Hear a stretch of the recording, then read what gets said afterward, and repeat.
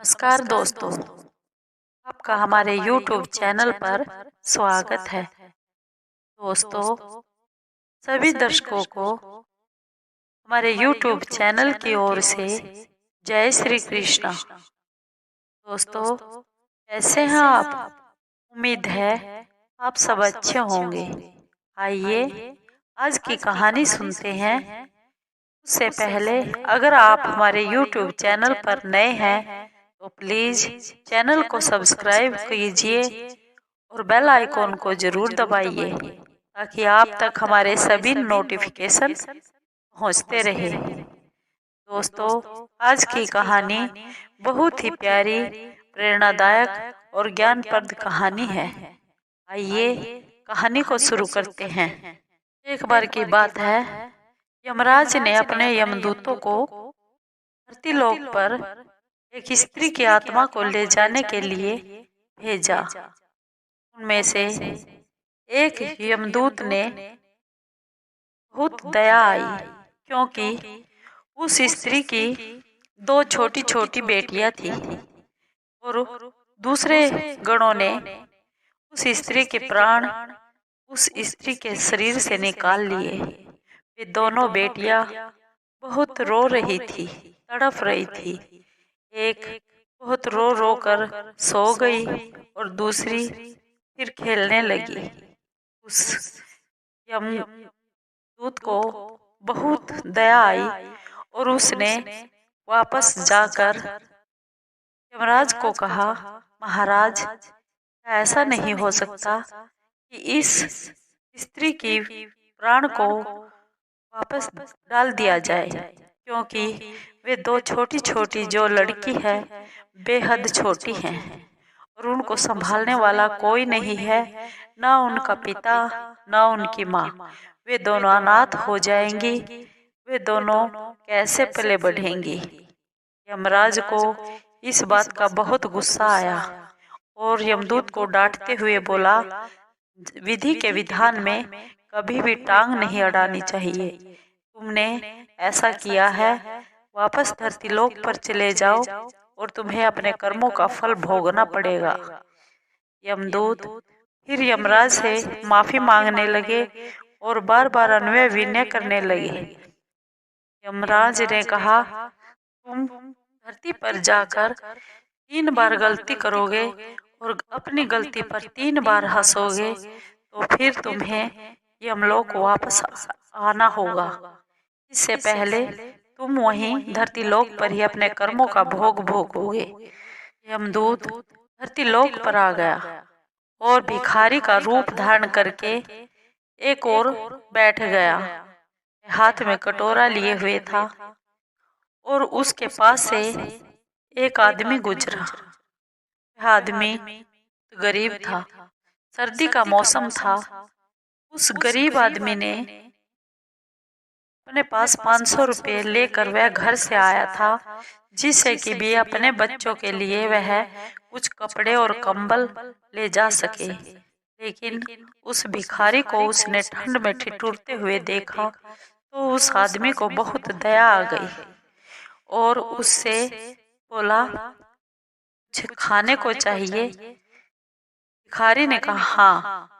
उसने कुछ पैसे उसको भिखारी को कटोरे में डाल दिए और वो कंबल उस भिखारी को दे दिया और फिर उस भिखारी से बोला। भिखारी जो यमदूत था वह उसे पहचान नहीं पाया। उसे बोला, तुम मेरे घर चलोगे? वह भिखारी बोला, हाँ, मैं तुम्हारे घर चलूंगा। क्या तुम मुझे खाने को रोटी दोगे? उसके बदले में मैं तुम्हारा कुछ न कुछ काम करता रहूंगा। वह आदमी उस भिखारी को अपने साथ ले आया और रास्ते में उसे यह समझाया कि मेरी घरवाली बहुत ही उद्दंड है और क्रोधी स्वभाव की है। वो मुझे बहुत डांटेगी, फटकारेगी और तुम्हें भी। तुम उसके आगे कुछ भी मत बोलना। भिखारी बोला, ठीक है। ऐसा कहकर वह अपने घर ले चला। जैसे ही वे घर पहुंचे, उस आदमी की पत्नी बोली, क्या तुम बच्चों के लिए कंबल और गर्म कपड़े लेकर आए हो? वह बोला, हाँ मैं लाया तो था, पर मुझे यह भिखारी ठंड में ठिठुरता हुआ मिल गया। मुझे इस पर दया आ गई और मैंने इसे कंबल दे दिया और खाने को, इसे भूख लगी थी, इसे खाना दे दिया। उसकी घरवाली बहुत ही गुस्सा हुई, क्रोधित हुई, और जैसे ही उसने उसे अपने घर रख लिया, वह आदमी कुदरती जाति से चमार था और वह जूतियां बनाता था, गरीब था। यमदूत ने आदमी से कहा, मुझे कुछ काम दे दो जिससे मैं आपकी कुछ सहायता कर सकूं। उस आदमी ने कहा, मैं जूतियां बनाता हूँ, इसी में तुम मेरी मदद करते रहना। यमदूत ने वे जूतियां, वो चमड़ा उठाया और इतनी अच्छी अच्छी जूतियां बना दी। थोड़े ही दिनों में उसकी जूतियां बहुत मशहूर हो गई।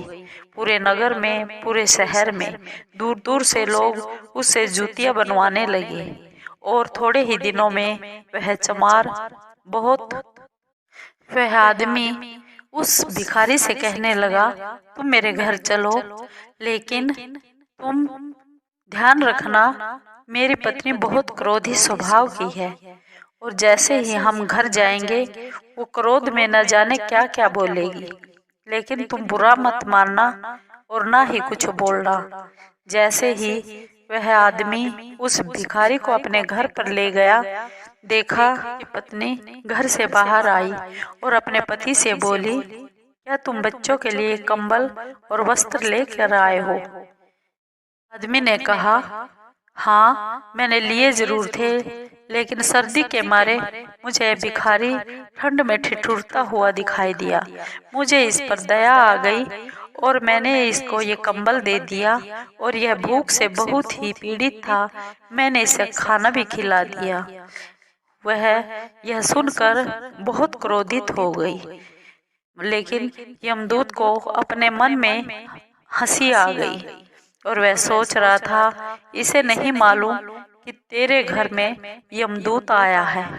इस तरह होते होते वह बोला, उस आदमी को बोला कि मुझे कुछ काम दे दो जिससे मैं तुम्हारे काम में कुछ मदद कर सकूं। आदमी जाति से चमार था और वह जूतियां बनाता था। उस आदमी ने यमदूत को कहा, तुम मेरी जूतियां बनाने में सहायता करते रहो, बस यही काफी है। थोड़े दिन में ही यमदूत ने बहुत अच्छी अच्छी जूतियां बनाई और थोड़े ही दिनों में पूरे नगर में, शहर में वह मशहूर हो गया और दूर दूर से उसके पास जूतियां बनने के लिए आने लगी और वह आदमी थोड़े ही दिनों में बहुत अमीर आदमी हो गया। एक दिन की बात है, राजा के यहाँ से एक सिपाही आया और सिपाही चमड़े को लेकर आया और उस यमदूत रूपी भिखारी से बोला, तुम ये जूतियां बना दो और सुंदर सुंदर बनाना जिससे राजा बहुत प्रसन्न हो। यमदूत ने कहा, ठीक है। सिपाही ने कहा, सुंदर बनाना, ये चमड़ा यहाँ कहीं नहीं मिलता है।